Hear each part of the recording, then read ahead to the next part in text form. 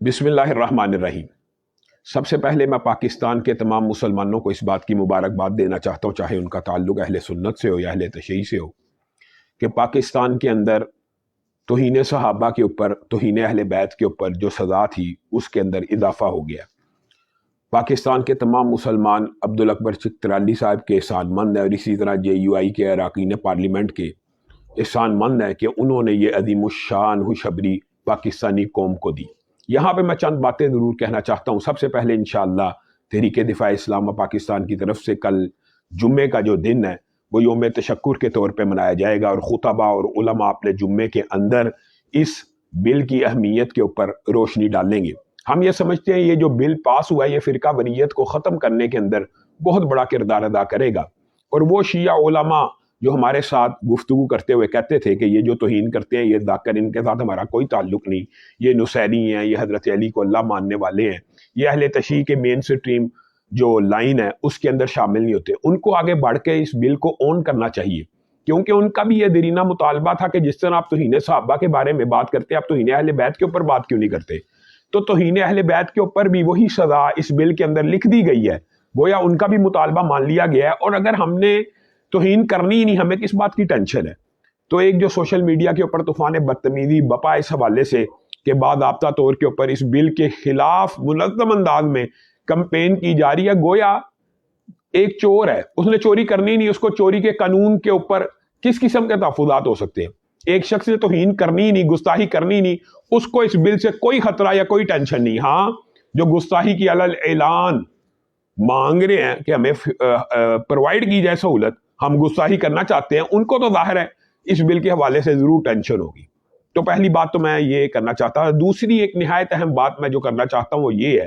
کہ ایک طرف تو یہ بل منظور ہو رہا ہے، دوسری طرف محترم شہباز شریف صاحب جو وزیر اعظم پاکستان ہے، وہ پاکستان کے ایک بہت بڑے صوبے، عوام کے اعتبار سے، تعداد کے اعتبار سے سب سے بڑا صوبہ ہے، اس کا وزیر اعلیٰ ایک ایسے شخص کو نامزد کر رہے ہیں اور ایسے شخص کو بنانا چاہتے ہیں کہ جس کے اوپر توہین صحابہ کا مقدمہ درج ہے،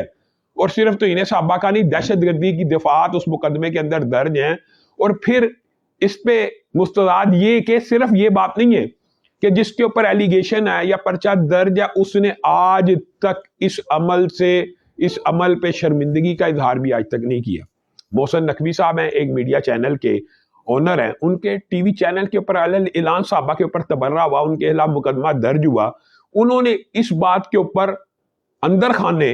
یا ڈرائنگ رومز کے اندر، مذاکرات کے اندر تو یہ بات کہی کہ یہ جناب میں اس کا مداوع کروں گا، لیکن آج تک انہوں نے سامنے آ کے نہ اس کے اوپر معذرت کی، نہ انہوں نے جو کمٹمنٹس کی تھی چودھری پرویز الہی کے ساتھ، راسخ الہی کے ساتھ، اور جو بھی انہوں نے مذاکرات کیے تھے ہماری جماعت کے ساتھ، اس کے اندر انہوں نے واضح طور پہ کچھ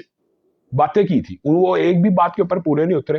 آپ نے معذرت نہیں کی، آپ نے شان صحابہ کے اوپر ٹی وی پروگرام نہیں کیے، آپ علیہ اعلان اس عمل کو برا عمل جانیے،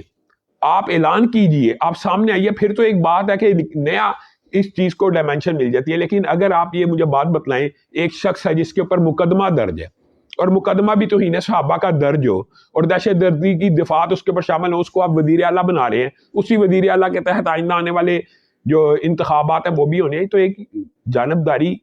کا تاثر تو پایا جاتا ہے۔ اسی وجہ سے مرکزی جمعیت اہل حدیث اور ہماری تمام جو جماعتیں ہیں وہ اس نامزدگی کو کلی طور کے اوپر مسترد کرتی ہیں، اور ہم یہ سمجھتے ہیں کہ ایسے جانبدار شخص کو کبھی بھی اتنے بڑے صوبے کا قطعاً شہباز شریف صاحب کو وزیر اعلیٰ نہیں بنانا چاہیے، ان کو اپنے اس فیصلے کے اوپر ضرور نظر ثانی کرنی چاہیے۔ والسلام علیکم ورحمۃ اللہ وبرکاتہ۔